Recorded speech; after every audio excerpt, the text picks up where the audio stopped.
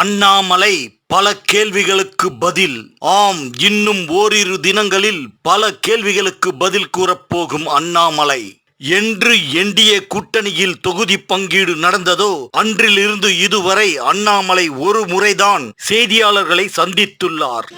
நான் கடந்த சில நாட்களாக கோயம்புத்தூர்ல இருந்த திரு பியூஷ் கோயல் அவர்கள் சில விஷயங்களை பேசுவதற்காக இங்க வர சொல்லியிருந்தாங்க. என் வேலை முடிஞ்சிருச்சுன்னா திரும்ப நான் கோயம்புத்தூர் கிளம்பிட்டேன். மற்றபடி கட்சி தலைவர்கள் இருக்கிறாங்க, பொறுப்பானவர்கள் இருக்கிறாங்க, அவங்க பேசி முடிவெடுப்பாங்க.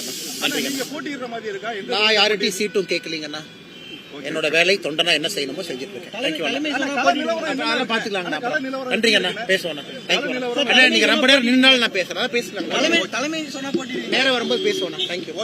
அப்போது செய்தியாளர்கள் கேட்ட ஓரிரு கேள்விகளுக்கு மட்டும் சில வினாடிகளே பதில் கூறினார். அதன் பிறகு இதுவரை அண்ணாமலை இன்னும் செய்தியாளர்களை சந்திக்கவில்லை. இந்த இடைவெளியை பயன்படுத்திக் கொண்டு பல செய்தி ஊடகங்கள் பலவாறு அண்ணாமலையை பற்றி கதைகளை கட்டி செய்திகளை வெளியிடுகின்றன. இதற்கெல்லாம் தீர்வாக அண்ணாமலை அவர்களே ஓர் சிறப்பு செய்தியாளர்கள் சந்திப்பு நடத்தினால் மட்டுமே இப்படி கதைகளை உருட்டுபவர்களை தடுக்க முடியும். அது என்னவோ தெரியவில்லை, அண்ணாமலையை ஓரங்கட்ட வேண்டும் என்று யார் நினைக்கிறார்களோ இல்லையோ, முதலில் முந்துவது இந்த மெயின் ஸ்ட்ரீம் மீடியாக்கள் என்று அழைக்கப்படும் சில செய்தி ஊடகங்கள் ஒவ்வொன்றும் விருப்பம் போல செய்திகளை கதை கட்டுகின்றனர். இந்த நிலையில் பிரதமர் மோடி கேரளாவிற்கு வருகை புரிந்துள்ளார். கேரளா செல்வதற்கு முன் கோவை வந்தார் பிரதமர். அப்போது கோவை விமான நிலையத்தில் பிரதமரை வரவேற்க பாஜகவின் தலைவர்கள் பலர் சென்றிருந்தனர். ஆனால் அண்ணாமலை அப்போது அங்கு ஆஜராகவில்லை. உடனே பிரதமரை புறக்கணித்த அண்ணாமலை என்று தொடர்ந்து செய்தியை பரப்பி வருகின்றன இந்த ஊடகங்கள். இது போதும் அவர்களுக்கு. ஒரு நாள் முழுவதும் அண்ணாமலை மோடியை புறக்கணித்தார் என்ற செய்தியை தவிர வேறு செய்திகளை பெரிதாக ஒளிபரப்ப மாட்டார்கள். முதலில் அண்ணாமலை ஏன் மோடி அவர்களை சென்று பார்க்கவில்லை என்று அண்ணாமலைதான் கூற வேண்டும். பிரதமர் கேரளாவிற்கு முக்கிய நிகழ்ச்சியாக பல திட்டங்களை துவக்கி வைக்க சென்று இருந்தார். கோவைக்கு பிரதமர் வருவதாக எந்த பெரிய செய்தியும் இல்லை. ஏன் கூட்டணியில் உள்ள முக்கிய தலைவர் எனப்படும் எடப்பாடி ஏன் செல்லவில்லை என்று கேட்கலாம் அல்லவா? ஆனால் எடப்பாடி செல்லவில்லை என்றால் அவருக்கு தேர்தல் பிரச்சார வேலை இருந்தது என்று கூறுவார்கள். பிரதமர் கோவைக்கு வந்தது என்னவோ சிறிது நேரம்தான், அதுவும் விமான நிலையம் வரைதான். அவர் கட்சி மட்டத்தில் தலைவர்களுடன் ஏதோ கலந்துரையாடி சென்றிருக்கிறார். அண்ணாமலை தான் தன்னை இப்போது ஓர் தொண்டன் என்றுதான் கூறி வருகிறார். இந்த சந்திப்பு தலைவர்களுடனான ஓர் சந்திப்பாக கூட இருக்கலாம். அதற்குள் பிரதமரை புறக்கணித்த அண்ணாமலை என்று செய்தியை பரப்புகின்றனர் இவர்கள். ஆனால் ஒன்றே ஒன்று, இப்படி இல்லாத பொல்லாத செய்திகளை பரப்பும் பல ஊடகங்களின் வீடியோக்களை மட்டும் பார்த்துவிட்டு பலர் அதற்கு லைக் கொடுக்கிறார்கள், சப்ஸ்கிரைப் செய்கிறார்கள். ஆனால் பொய் செய்திகளை பரப்பக்கூடாது என்று உண்மை செய்திகள் கிடைக்கும் வரை பொறுத்து அதை முடிந்தவரை செய்தியாக தரும் நமது சேனலை ஏன் சிலர் லைக் செய்வதில்லை? ஆனால் நீங்கள் இந்த வீடியோவிற்கு லைக் செய்துள்ளீர்கள் என்பதும் சேனலுக்கு புதியவராக வந்த உங்களில் பலர் இப்போது சப்ஸ்கிரைப் செய்துள்ளீர்கள் என்பது மிகவும் மகிழ்ச்சி அளிக்கிறது.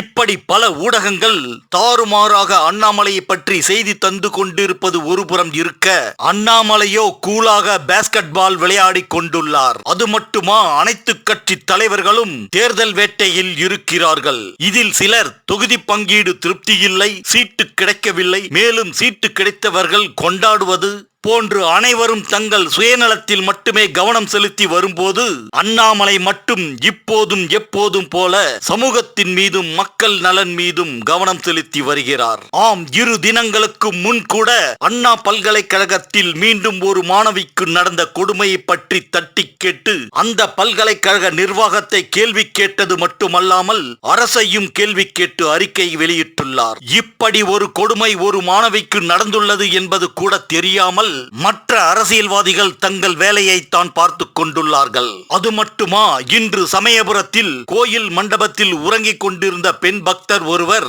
அந்த மண்டபத்தின் மேல் கூரை இடிந்து விழுந்து உயிர் துறந்துள்ளார். இதை கேள்விப்பட்ட அண்ணாமலை, அறநிலைத்துறை என்ன செய்து கொண்டுள்ளது, மேல் கூரை இடிந்து விழும் அளவிற்கு அங்கு பராமரிப்பு இல்லையா? பல பக்தர்கள் நாள்தோறும் வந்து செல்லும் ஓர் முக்கிய கோவிலிலேயே இப்படி பராமரிப்பு இல்லையா என்று கேள்வி கேட்டு அறிக்கை வெளியிட்டுள்ளார். அண்ணாமலை இப்போது எந்த பொறுப்பிலும் இல்லை, ஓர் தலைவரும் இல்லை, ஏன் அவர் ஓர் அமைச்சரும் இல்லை. அதாவது எதிர்க்கட்சியில் ஓர் அமைச்சராகவும் இல்லை, தலைவராகவும் இல்லை. ஓர் எதிர்க்கட்சி தலைவர் செய்ய வேண்டியதை எல்லாம் இவர் செய்கிறார், கேள்வி கேட்கிறார்.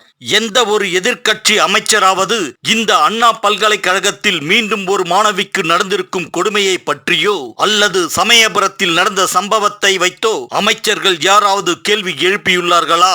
ஆனால் அண்ணாமலை தட்டி கேட்டுள்ளார். இவர் மட்டும் சட்டசபைக்கு சென்றால் எப்படி இருக்கும்? தான் மாநில தலைவராக இருந்த போது பதவி என்பதெல்லாம் வெங்காயம் போல உரிக்க உரிக்க ஒன்றுமில்லாமல் போய்விடும் என்று சொன்னது அவரை அப்போதே மாநில தலைவர் பதவியிலிருந்து எடுக்கப் போகிறார்கள் என்பதை உணர்ந்துதான் அப்படி கூறியுள்ளார்.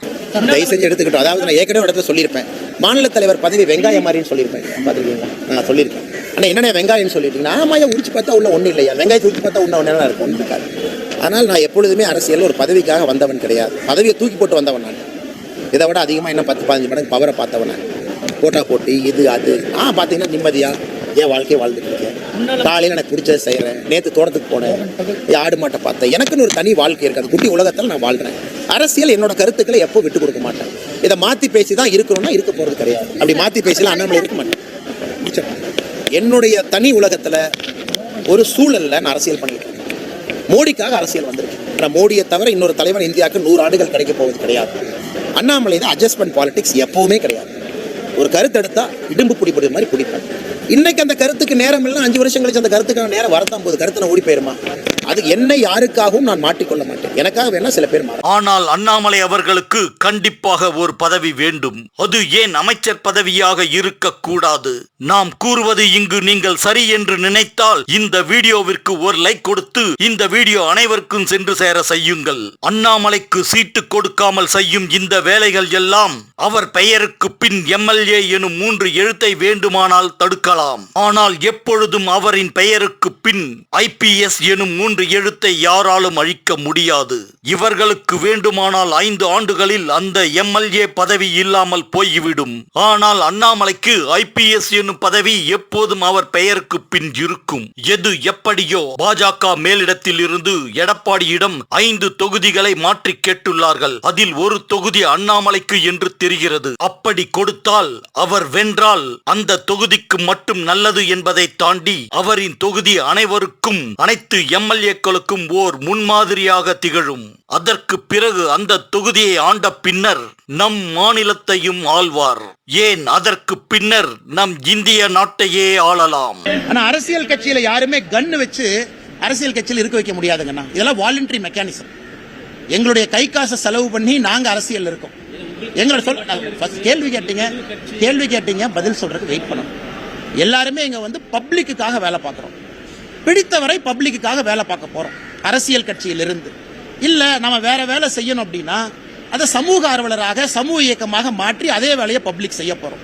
அதான் அம்மா அவங்க கேட்ட கேள்விக்கு நேரடியா பதில் சொல்லிட்டேன். சுத்தி வளைச்சு இந்த கூட்டணி எப்படி அப்படின்னு சொல்லீங்கன்னா நான் எப்பவுமே நேரா பேசுறாள், எப்பவுமே பின்னாடி இருந்து நான் பேச மாட்டேன். இன்னும் நான் காத்திருப்பதற்கு தயார். பாரதிய ஜனதா கட்சியினுடைய தொண்டனாக பொறுத்திருப்போம், பார்ப்போம்.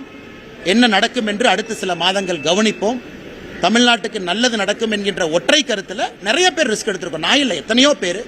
நான் ட்ரெடிஷனல் பொலிட்டீஷியன் கிடையாது மாத்தி மாத்தி பேசுறதுக்கு.